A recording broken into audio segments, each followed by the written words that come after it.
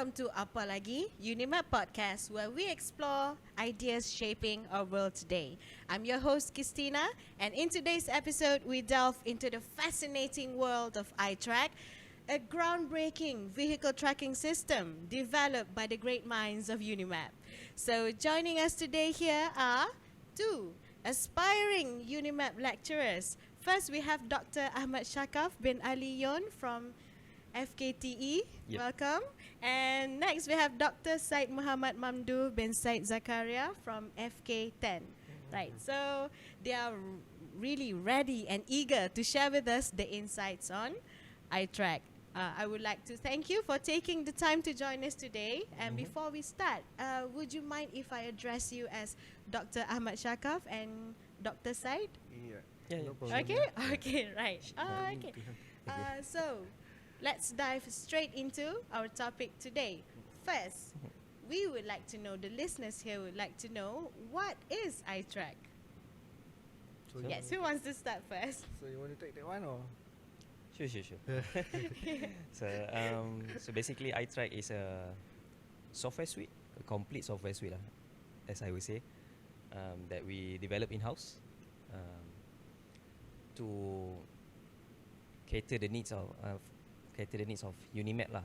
From the start, it was the need that it was a request. I think it was a request that we received from UniMAP to develop our own trackers for our own fleet of buses.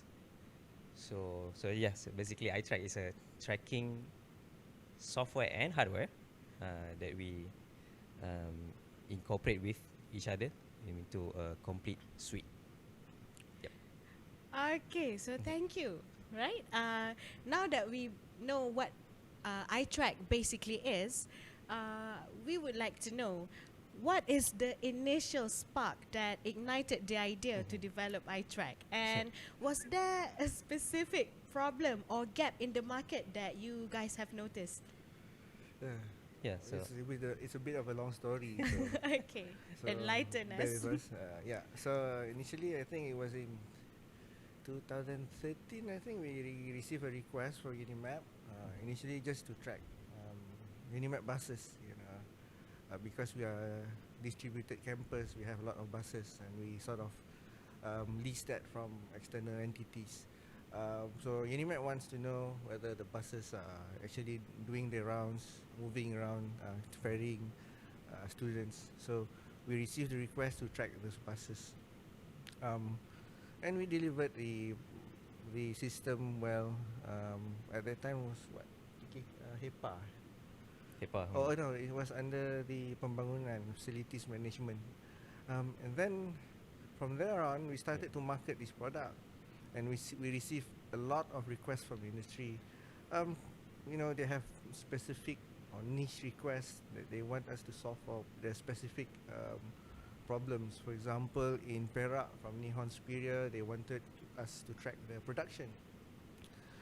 From KKM, Agenta Mediserve, and Ministry of Health, we received a request to track their medical assets.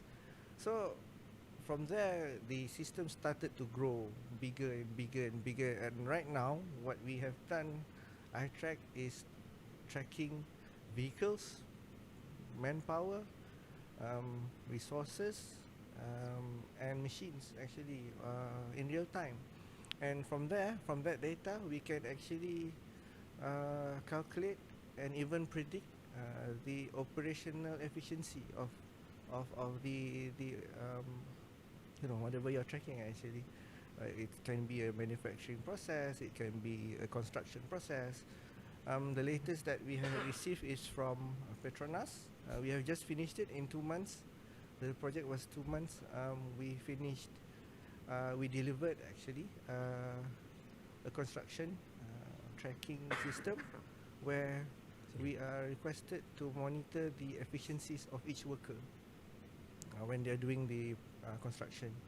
And we delivered it well, and right now we are working on a second scale up at 3 sites under Petronas.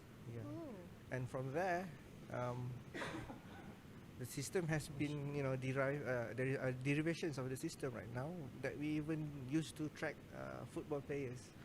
and see the That's- performance that's on the field in real interesting. time. So yeah, so that is the monster that iTrack is actually. Oh, so the tracking system is very versatile. Yes, yes. Yeah, Yep. it can be used Yeah. for a lot of things. The Yeah. track. Okay, so now that we know what it basically is, we would like to know about the backstory of this innovation, the mastermind. Since you said that there are a lot of requests from industries, even from the government industry, we would like to know who are the mastermind of iTrack, and um, what inspired the development besides the request from the industries. Yeah, I think we can both take this. I add on if Yeah. Yeah. So now you have to understand one thing is that iTrack is the product of Center of Excellence of Advanced Sensor Technology, and as a COE we actually benefit from the people who came before us. You know, like Dr. Prof Ali, we have Prof Abu Hassan, Cik Guman, Prof Madia Abdul Rahman, Cik Azman. Dr. Azman. All these peoples, they were our seniors. They trained us. The next batch was Dr. Munira, Prof Madia, Dr. Ifah Munira, Prof Madia, Dr. Ahmad Zakaria, and a lot of others. If that I can't mention their names, too many to list down. But we the center trains us. You know, the new batch of lecturers every year. The latest is Dr. Ahmad Shakaf. So during our studies there, PhD, masters, everybody had a hand in developing and expanding this iTrack. So maybe Dr. Shakaf can share lah his experience in training. Yes, we would like to know what is your My experience in experience. Systec. Yes. My experience in You Systec. must have learned a lot. Yeah. Yeah. So because Systec is a COE kan, somehow it is multidisciplinary. So each student in Systec of course have their own specialization. But somehow because when we pursue our PhD or masters, we have to do all the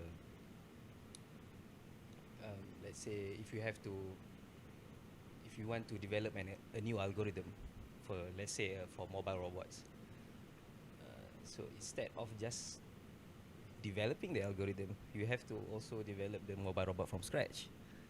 So somehow we have to know about electronics, we have to know about mobile robots, and also in terms of computer science, computer engineering, you have to also know how to develop algorithms.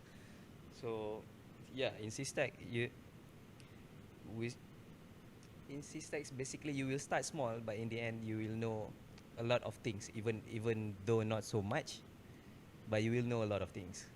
Also, since Systec is quite open and how to say, we are not connected, but somehow we are very resources are very accessible to us. Okay, So, yeah. just to summarize, is that whatever research that we do in Systec, we center it on, you know, we have the niche that we are working on for the research. That's for publication. That's for academic side of things. But whatever we come up, algorithms, systems, devices that we come up, all of that is tuned to our application, which is iTrack, and there are a few other products that we are working on. Okay. So everything is product oriented. Everything is commercialized, commercial Okay. oriented. So right now the driving team is led by Dr. Ahmad, Dr. Mira, and myself and Dr. Shakaf lah. Yep. So event center. So right now we are the driving team, but we are always open. Our door is always open to have more people to join us. So there's a lot of work to be done, lots of things to be researched on. So Yeah, so especially since the boom of AI kan, I think we are very open to researchers Yes. or lecturers who are We need more and more people to be Yeah, part we of need the team. more actually. expertise on Yes, because now, if not mistaken, we are shifting from the Industrial Revolution 4.0. We are shifting into Society 5.0, where we could not really impede the rising of AI. So we have to really live together harmoniously with the AI. I think this tracking system is a great start. That the great effort that UniMAP is doing. Okay, now that we know the functionality of iTrack, it sounds very impressive on how versatile it is. Could you give us an overview, an example on the function, how it functions? For example, how do you track, and how do you track the buses, and what do you track actually? Yeah. Or any other examples that you want to tell us? Actually, iTrack does not We have a emphasize on framework. the tracking part itself lah kan? Yeah. Because you it's can track vehicles using many things. off-the-shelf GPS devices kan? Mm. So iTrack is more towards the analytics part What the Mm, analytics on, Analytics, part? of yeah. the I of the data that we gathered. Yeah. We the iTrack is actually focusing on the analytics part. Yes. So that's where the AI comes in. How to say Yeah, the AI predictive. what was the question again? Yeah, how the how iTrack works. Yeah, how okay. it So works. so as any tracking devices, you have a GPS device or Many kind sometimes of sensors really. sensors really. Any kind of sensors.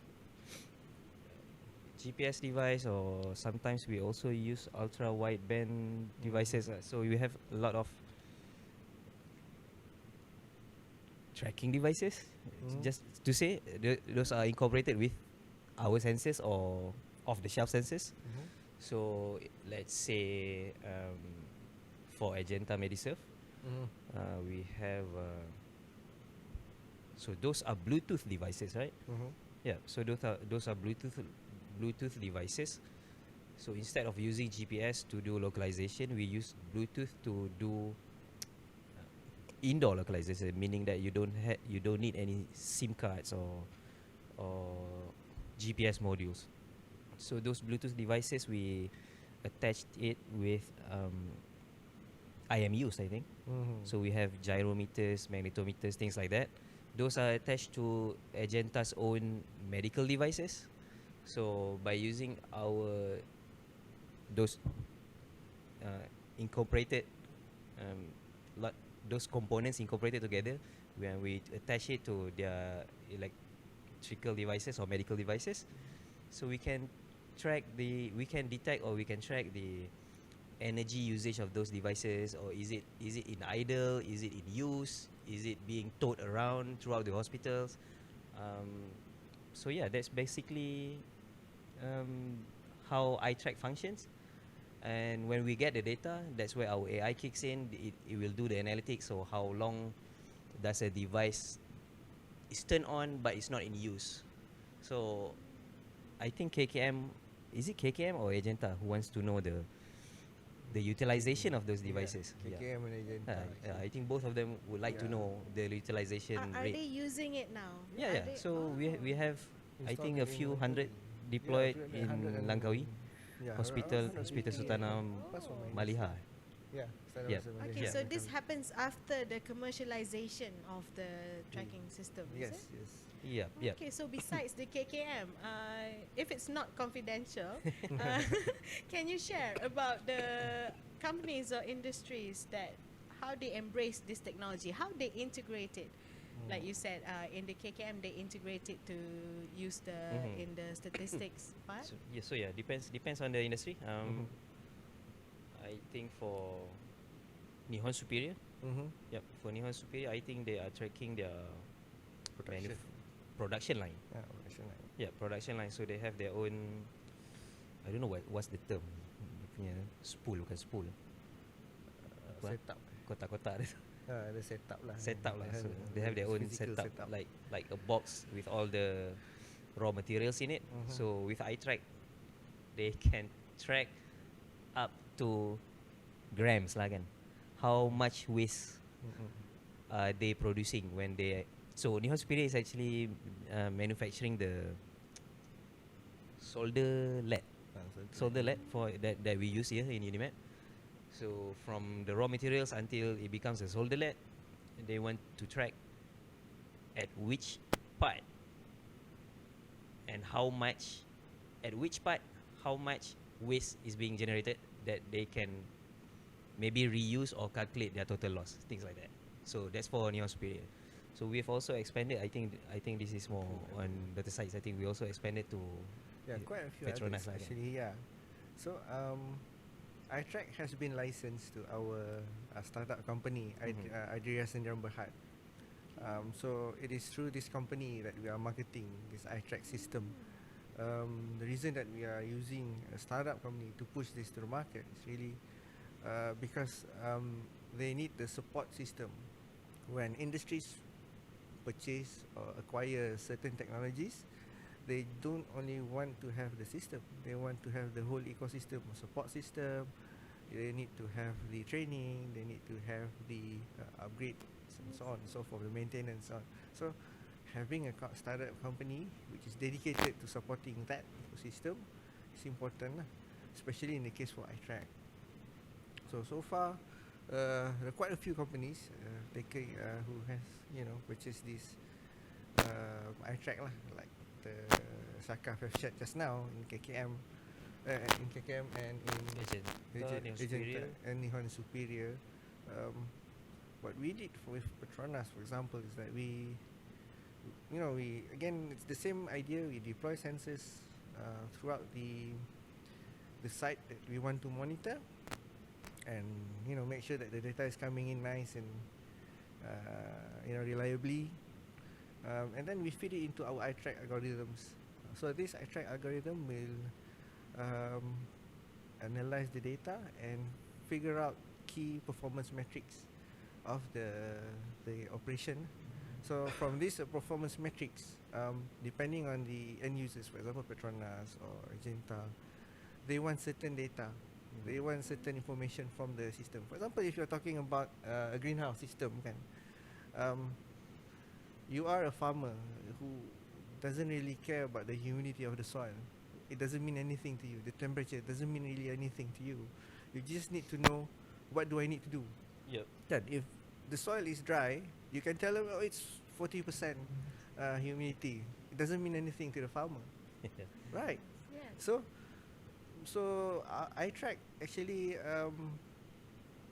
recommends a solution to the end user. For example, let's just take that farmer example. It's going to tell the farmer, oh, your soil is too dry, let's water the plants. Or it's too hot today, let's do some misting to cool down the plants, that sort of thing. So this is the level of iTrack really. We take in the data, we process the data, and we recommend solutions to, or steps to the end user. So that's the strength of iTrack. Yeah. Okay, it's very interesting that you can use it for farmers. So how do you go about promoting this? How do you market this iTrack system? Yeah. So how do you convince people that maybe what makes this tracking system stand out from all the other tracking systems in the market? So let's look at the whole ecosystem, if I may lah.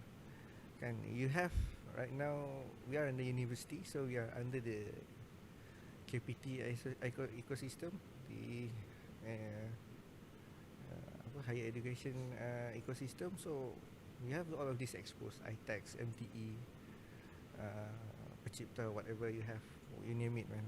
So of course, as lecturers, we start off there, but for you to actually commercialize your product, that's only 1% of the marketing, right? It's only 1% of the marketing. The ecosystem that we have in KPT, it's a good start, it's a very strong start, but beyond that, you still have to do a lot on ourselves. For example, we also benefit from the MOSTI ecosystem. When they have, Meranti, they have all of these Nano Malaysia, all of these conferences. We also benefit from the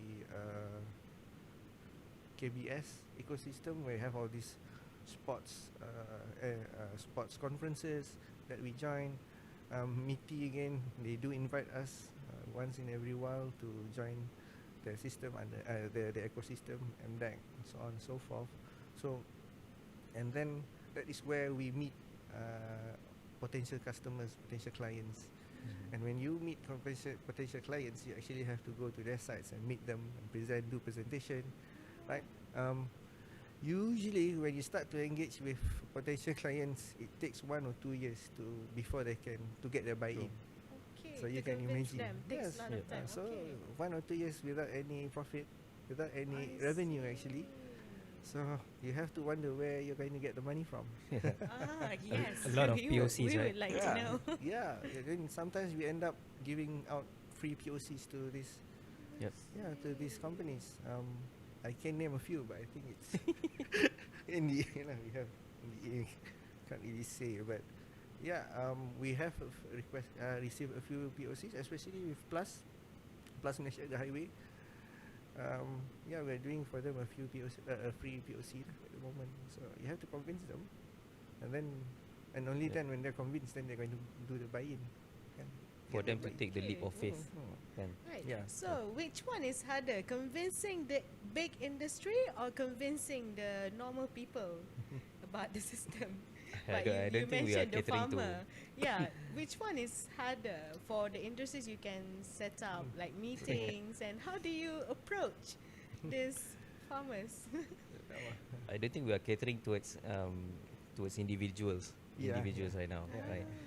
But generally speaking, basically, if you are a businessman or if you are a multinational company or small business SMEs, basically what can we offer so that they can maximize their profit? Kan, yang tu je. Yes. That's about it. Yeah. Like for in case of Agenta dengan KKM pun, kan, why they want to track the utilization rate, because maybe they can, I don't know, cut spending on electricity ke, things like that. At the end of the day, it is going to reflect how it is going to reflect in their ledger. So if it's profitable, then it's all about profit. yeah. Yeah. Yeah. Even for small farmers ke apa ke, if they want to implement like a smart system, how will it improve their yields? How will it affect their pricing or quality of their crops? Things like that. Like Dr. Said said, if we give the information of temperature, soil humidity kan, what are they going to do with that? So instead of giving those kind of data towards what do you need to do, so that's where our AI comes in, give them the analytics and maybe the possible solution what you need to do to increase your profit. But also they have to calculate the pricing lah to deploy our system, how much will it cost, how long it will take to get their money back and things like that. So right now currently I don't think we are catering towards the individuals, but Okay, that but is at least plan for the SMEs lah. future. At least SMEs.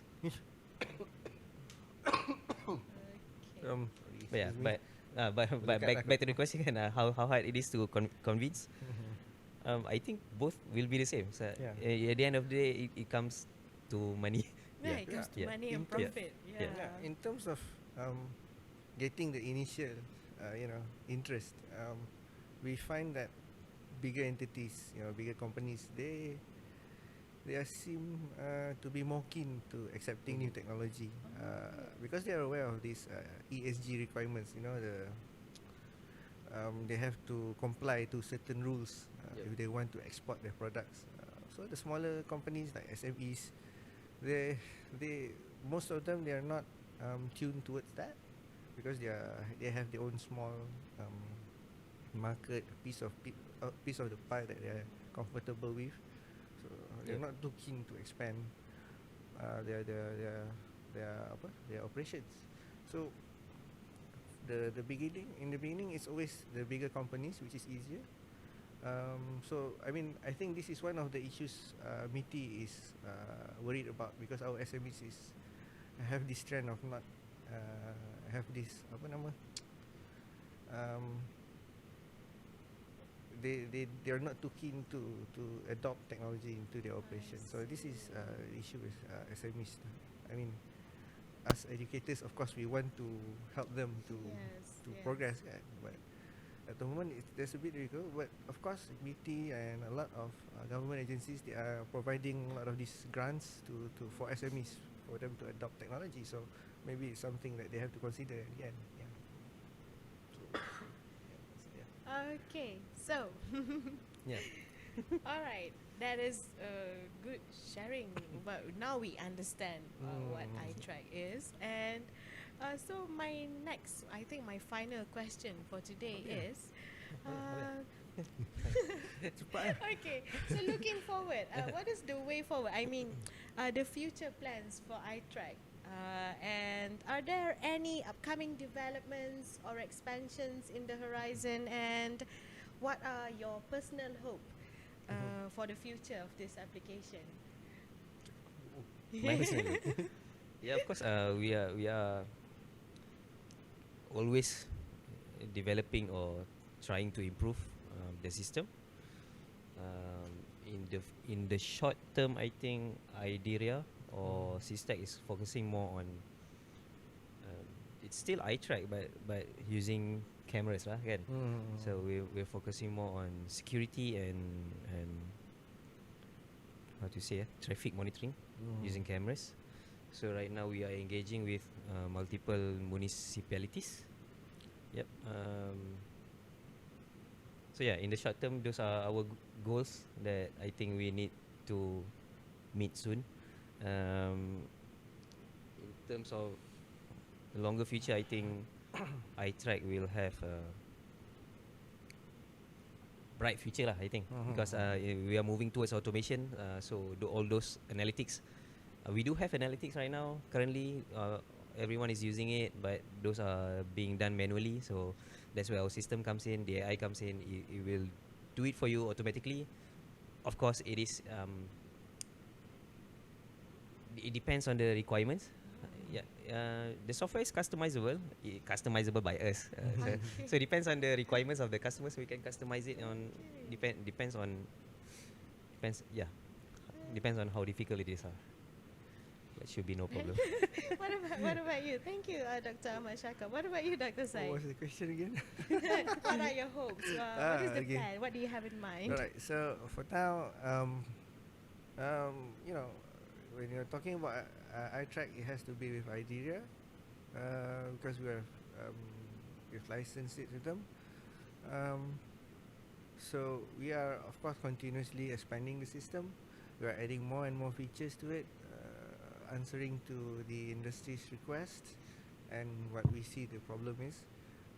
Right now, for example, we are doing more and more on carbon tracking. Yeah, carbon footprint, yes. carbon That's the footprint term. tracking. Yeah, just Oh, yeah. I mean, forgot the term. if you're talking Yes. about companies in US, US they have to report the carbon footprint. So any industry in Malaysia that is working with US government or US market, they have to report the carbon footprint. So that's what we're helping. That is a them good lah, selling point. Yeah. So of course I can't tell you more because it's our roadmap. But yeah, we are expanding the system, adding more and more stuff to it. Security is another concern that we need to improve on every day actually. So yeah, but then again, when you boil everything down, it's really us, university. We want to help to develop the country. We want to help to develop the people around us. So my hope is that we have more and more students who or just lecturers joining us. It doesn't have to be UniMAP from any other university. Just join us. We are open to collaboration. We want to impart knowledge and get knowledge actually. Me personally, I just want to collect this knowledge. And then of course with this knowledge we want to develop more and more of Malaysia, like I mentioned just now on the SME. We want to help them to develop and go further in their businesses, and of course make that Malaysia to become a much more attractive environment for all of these bigger companies to come in and invest. So yeah, so that's my hope really. I hope that Adria and UniMAP will play a bigger role in that actually. So that's me. Yeah. Okay. Yeah. Okay, so before we end the episode, I would like to extend my huge thanks to our guests, Dr. Ahmad Shakab and also Dr. Said, Welcome. for Yeah. shedding light on the innovative, the amazing, impressive journey of iTrack. Okay, Yeah, thank you for because having it's us here. very, it's extremely inspiring to witness how technology continues to shape our world and drive meaningful change. Okay. And to our listeners out there, don't forget to join us next time for another exciting exploration into the realm of innovation. Till next time, goodbye.